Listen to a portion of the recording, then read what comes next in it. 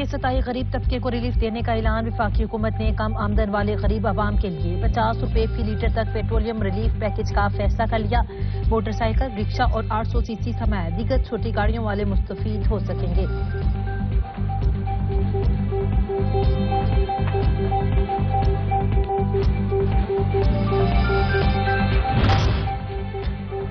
اور عمران خان نے سیاست میں گالم گلوچ اور بد تہذیبی کے کلچر کو فروغ دیا۔ رانا ثناء اللہ کی پریس کانفرنس، کہا مریم نواز نے عمران خان کی فتنہ و فساد کی نام نہاد سیاست کو بے نقاب کیا۔